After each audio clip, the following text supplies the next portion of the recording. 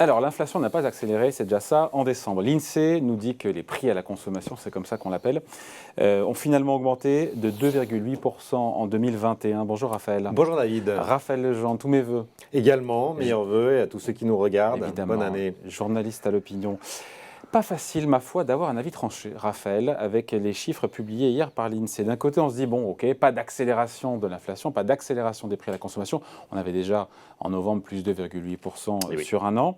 Mais de l'autre, on a ce sentiment quand même qu'elle s'incruste, enfin qu'elle s'installe, cette inflation. C'est ça, c'est un peu ce qui prédomine en cette fin d'année, début 2022. C'est cette inflation qu'on disait temporaire au printemps dernier, souvenez-vous. On estimait que au moment de la grande reprise mondiale, que les pénuries seraient temporaires, que l'inflation qui en découle serait elle aussi temporaire et que fin 2021, tout ça serait réglé.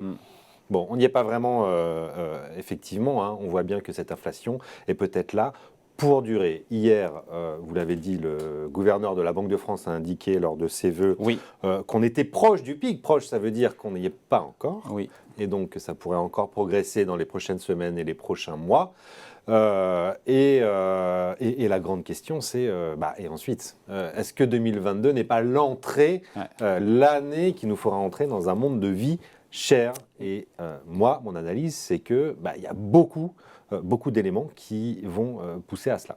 Ouais, d'autant que c'est intéressant, c'est que l'inflation INSEE est à 2,8, mais l'inflation Eurostat harmonisée pour pouvoir comparer les pays est à plus 3,4%. C'est 3,4%. Je me suis dit, mais quel est le bon chiffre?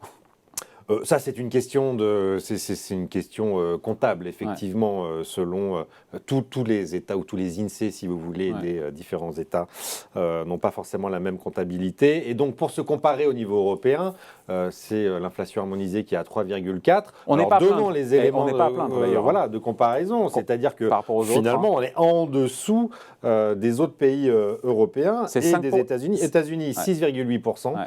En Allemagne, c'est 5,2%. Et dans la zone euro, c'est 4,9%.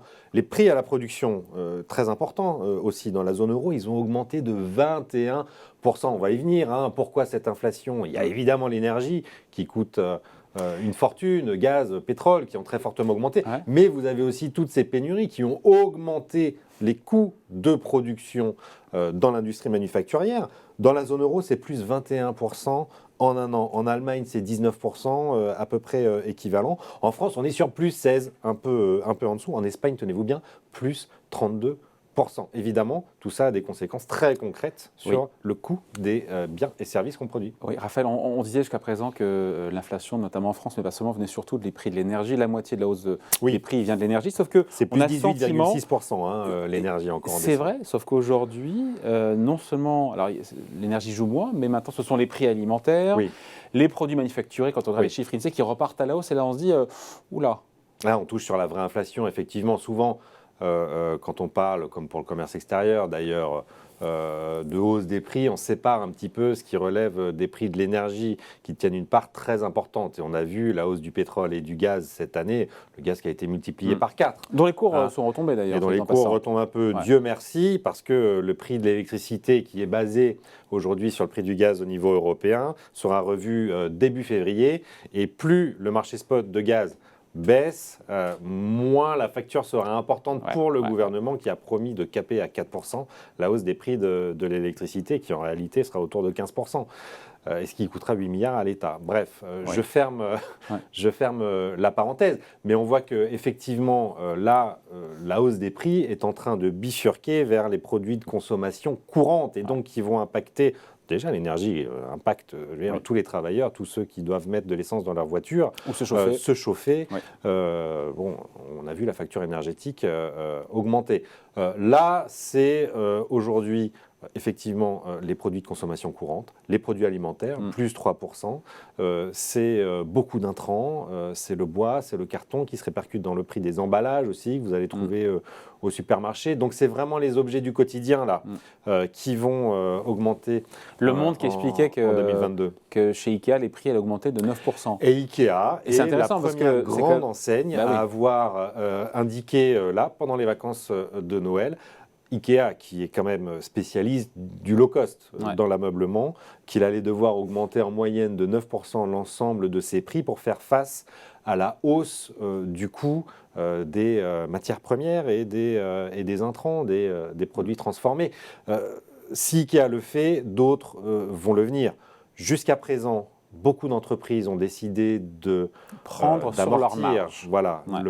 les hausses et les pénuries sur leur marge, mais elles ne peuvent pas le faire ad vitam. Et donc là, on arrive un peu à la fin de cette séquence et il faut s'attendre sur le début 2022 à des hausses de prix assez généralisées dans beaucoup d'entreprises, celles qui ont ce qu'on appelle le pricing power, c'est-à-dire les leaders de marché l'ont déjà fait. Et Qui pour sont en certains, capacité de faire qui sont en passer, d'augmenter capacité un peu leur d'imposer prix, leur prix. sans que le consommateur cesse d'acheter le produit. Exactement, et ça marche dans le B2C pour les consommateurs, ça marche aussi dans le B2B. Des grandes entreprises du BTP ont très fortement augmenté les prix. Et on y est leurs aujourd'hui, produits. désormais, après avoir accepté de grignoter un peu leur marge. Beaucoup d'entreprises vont devoir répercuter ces hausses de coûts, matières premières, les Absolument. composants, les transports. C'est un peu Ikea dans le qui est prix le de vente symbole au qui client. donne Là. le signal là, mais Dans un marché très concurrentiel, qui est encore une fois l'ameublement.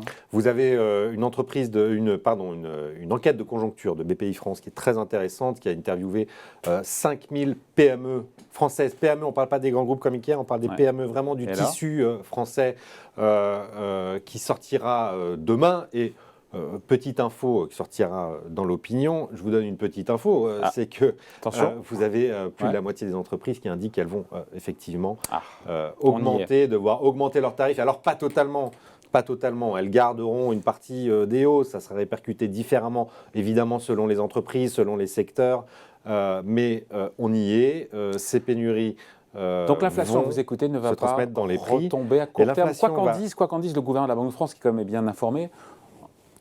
Ça fait 6 mois que la Banque de France et que la BCE nous expliquent que tout ça est temporaire. On voit que quand même ça s'installe. Et puis surtout, il y a des raisons structurelles à ce que les prix continuent d'augmenter. Et là, je pense bien évidemment à la transition énergétique. Le coût de l'énergie, qui est un facteur déterminant de l'inflation, est appelé à exploser à l'avenir.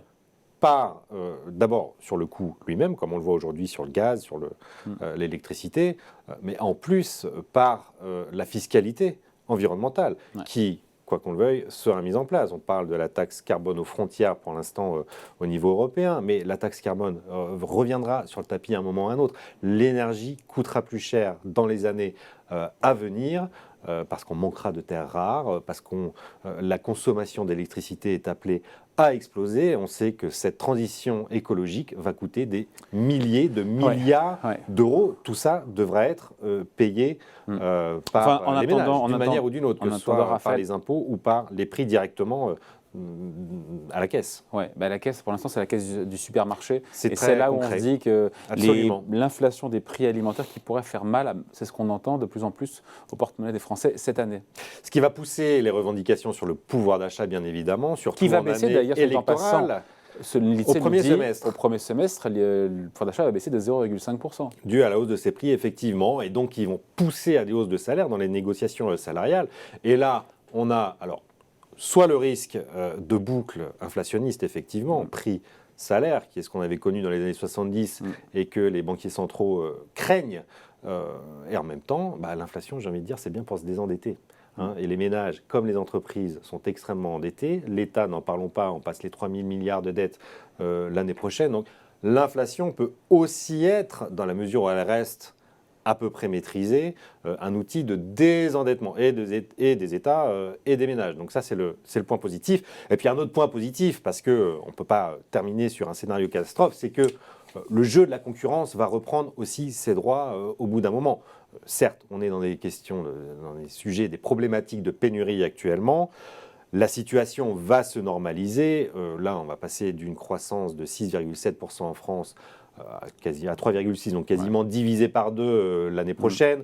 Le pic de consommation va passer. Les capacités de production augmentent. On voit que le shipping, les coûts de transport commencent à baisser. Donc, la situation va se normaliser à un moment et donc le jeu de la concurrence vont faire que les prix vont rebaisser par la suite. Mais il y a des phénomènes sous-jacents, type des phénomènes révolution, type transition écologique, qui font que la vie va de toute manière coûter plus cher. Ça, il faut s'y préparer. Voilà, merci beaucoup. Explication et point de vue signé Raphaël Legendre, journaliste à l'Opinion. Merci Raphaël. Merci David. Salut.